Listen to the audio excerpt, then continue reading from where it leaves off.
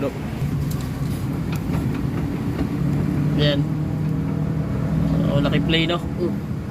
So, play na yung differential, yung kanyang ano, ring gear. So, yan yung pag mag-reverse ka, mukukuan siya. Musagod to, bug. Pag reverse mo, pag ano naman, pag primera, sagot to din. So, yun ang problema. Sige. Pagpalang araw guys, so another client na naman tayo na Mitsubishi Strada. So ang concern dito is kumakalabog daw yung kanyang ilalim. So hindi alam ng may-ari kung transmission or differential. So ang sabi ng kabilang mechanic ano daw, transmission. So napunta yung may-ari dito, check na natin. So nakita ko problema dito sa differential. So samahan niyo ako sa simpleng basic pointers tutorial kung paano tatanggalin yung kanyang kalabog ng unit. Okay? So simulan natin guys. Let's start. Let's do it. Pasok. Okay, so pagpalang araw guys, meron pa yung client na Mitsubishi Strada guys. Mitsubishi Strada guys. So check natin kung ano problema sa loob. Ayan. So naki-play, no? So play na yung differential, yung kanyang ano, yung ring gear. So yan yung pag mag-reverse ka, mukukuan siya. Musagod to, bug. Pag reverse mo, pag ano naman, pag primera, sagot to din. So yun ang problema. Sige. Buksan natin guys yung buong. Okay, so bago tayo magsimula, mixing tutorial lang para makita nyo yung andar o yung sistema ng mechanism ng differential gear bago tayo magbubukas guys. So yun ang nakikita nyo sa may bandang right side ko is nakatagilid dyan na pinion gear at saka yung ring gear. Okay, so yung sa may gitna na may orange naman yan, dyan mo yung kinakabit naman yung gulong, yung kanyang axle. Okay, so sa may left side naman natin guys, yan naman yung forma, mismo yung actual na position ng kanyang ano, yung kanyang tatawag na skull o yung bungo, yung kanyang differential set assembly. So makikita nyo yung umiikot dyan na portion is yung kanyang propeller shaft, and then nakatuhog naman yung kanyang tatawag na pinion gear, at yung ring gear, yung bilog na malaki. So yun ang ring gear. So nangyari niyan once na halimbawa magkaroon siya ng play. So dito sa mechanism ito, dito nagkakaroon ng natawag na lagubog. So yung lagubog during tawag yan, naka-primera ka and then bigla kang nag-neutral, then mag-primera ka uli, lumalagubog siya. At the same time din, ganoon din pag once na naka-reverse ka, halimbawa neutral ka, then mag-reverse ka, automatic maglalagubog din yun. Bakit? Kasi meron ng play yung kanyang ipin. So ano gagawin? So kailangan ibalik yun sa setting. So i-set up siya ng mabuti, ibalik siya sa resetting na wala na siyang play. So yun ang gagawin natin guys. At least makita nyo ng basic pointers kung paano siya titirahin at ano yung step by step na gagawin para magkaroon ka ng idea. Okay? So sige, diretso tayo sa ilalim guys. Babakbasin natin yung buong gulong para makuha natin yung buong mechanism ng ano, differential.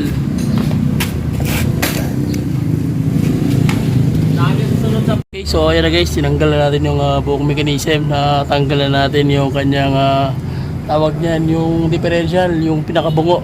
Okay, and then puntahan na natin yung system doon para makita na natin kung ano yung differential. Let's go.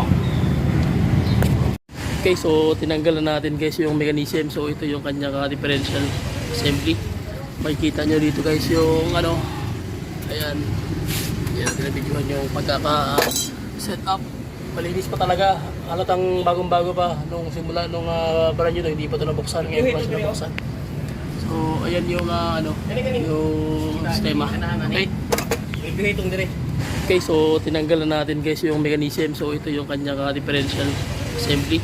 Okay, pag-usapan natin guys kung ano yung meron dito, bakit lumalagabog siya. Okay, so ito yung mga, ito yung tatawag na differential o yung bungo o yung skull. Ay ito ang problema kung bakit lumalagabog sa ilalim. Pag once nag-reverse kayo, tapos neutral, and then primera o segunda, and then mga matic, ganun din. Same lang din pag nagre-reverse kayo, tapos nag-neutral kayo, tapos bigla kayong mag-primera, so lumalagabog, differential na problema. Okay, so yun ang gagawin natin ngayon, pag-usapan natin ito. Okay, so ito na guys yung pinion gear tsaka yung ring gear. So ang mangyari nito, luluwagan muna natin yung buong system. Tingnan nyo yung pagkaka-video natin kung paano natin i-set up. So hindi na natin i-overhaul, iluluwagan na natin, and then atin na siyang i-adjust. So wala na tayong ibang gagawin dyan kundi luluwagan lang yung malalaking mga bolt and then dire-diretso na. Okay? So, tingnan nyo lang guys kung paano tirahin. Kaya siya pabante siya, Brad. Oo, yan. Tapos ito naman paluwag. Para kumano siya, dumikit siya rito. Okay. So, nandito yung, yung clearance eh.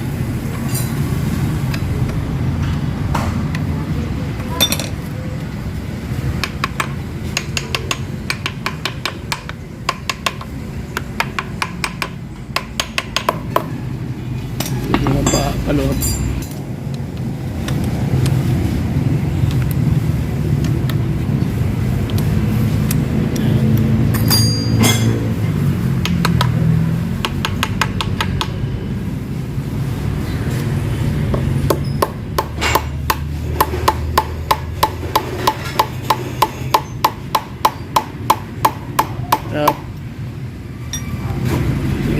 Kabila. Dali.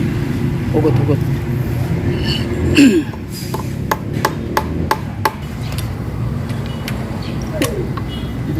Lapit mo lang.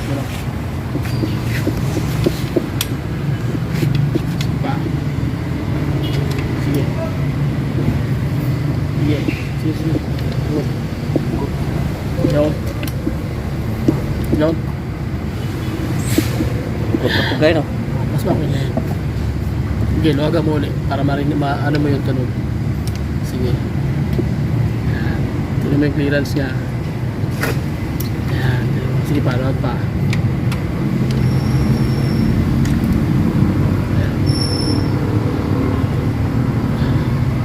Tanggal na siya, diba? Ayan, ipit mo na.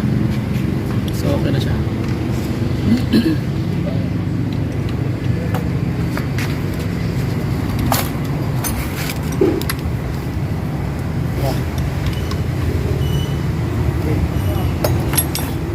Bakit palas? Pitik. Tak.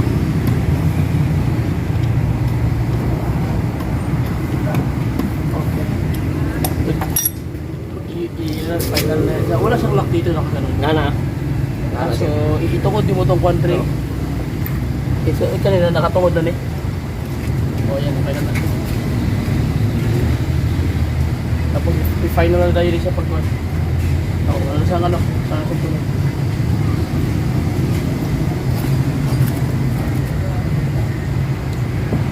Hindi ba nabuksan to simula pagkaparaan nyo ba? Oo. Wala pa kay... Karoon lang bago niya na matikdan na naanay kwan. Play. Kapay pa sa una. Tapos karoon nga kwan, ginagamit-gamit na ko. Uy! Nanaman ka kusokan na... Siko, uy, delikado na rin kubasig mo. Pag hindi mo ma-address yun, maputpud na. Para naman kami, para kutsilyo, yung tamo yan eh. Oo. Pero yan, just... So, nagito ba, nagdiakwan ko ito ba? Gusto pa sila eh. Kaya, ang mga bata na ba, sige lang, basta kayo ba, magamit. Ay!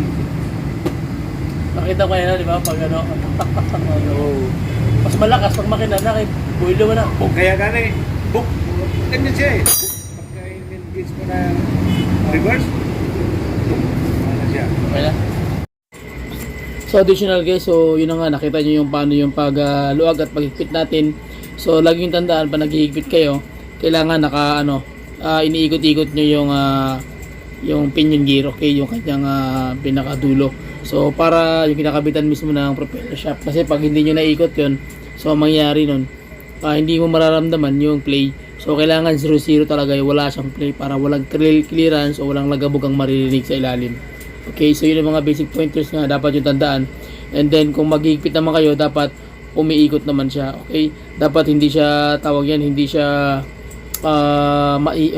yung parang sumasabit o yung kailangan free wheel lang siya. Okay? So yun ang mga basic pointers guys. So ang gagawin natin, maghihigpit na tayo. And then after na yun guys, ihigpitan na natin. So tandaan nyo lagi, once na maghihigpit kayo, kailangan tama-tama lang yung higpit. Okay? Kasi kung hindi nyo alam yung torque, kailangan medyo biyasa talaga yung maghihigpit para talagang walang problemang mangyari doon sa loob. Okay? So yun ang mga basic pointers. Pop. Ay, kulab eh. Tama lang. Pop. Bikas. Tanong pa. Wow.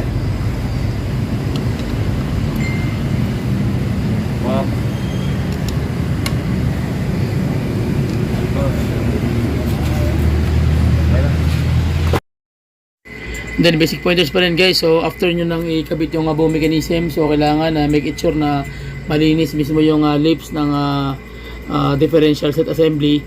Tapos walang anong klaseng metal grit. Kailangan malinis, nahugasan nyo ng maigi, wala mga metal powder, okay? Kasi kung mayroon, magkakaroon din ng problema yan after ng ilang taon. So sayang naman yung trabaho nyo, at least pwede mo naman i-promote yung trabaho nyo kung talagang maganda na nga naman yung pagkakayari, kung pulido, ika nga. Okay? So ang gawin natin guys, check natin yung ilalim.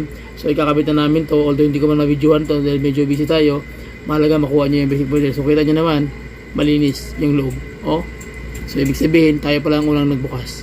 So pabor tayo sa atin guys. So kumaga tayo yung pinakaswerte kasi tayo pala nag-open ng kanyang unit, ng kanyang differential assembly. Okay? So sige, kabit mo namin guys. So tara, let's go. Oh, yan.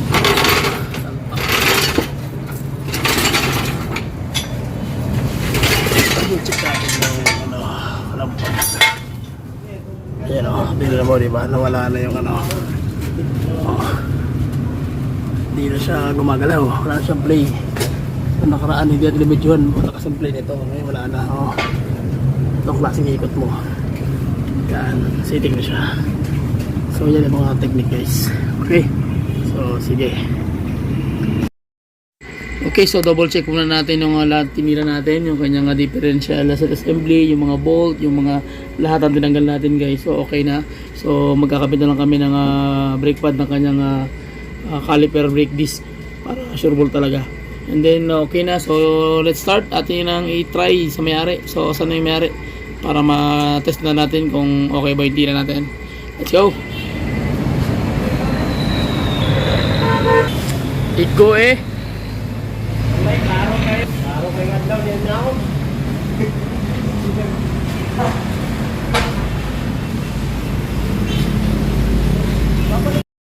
Okay, hanggang dito lang guys. So maraming salamat sa inyo. So shout out sa ating lahat, sa lahat ng mga OFW, sa lahat ng mga unit owner, at sa lahat ng mga sumusuporta sa ating YouTube channel. So please comment down below and then I will reply ng oras. Okay? So maraming salamat. Subscribe to my YouTube channel. Bye bye and God bless. See you. Alright. Okay.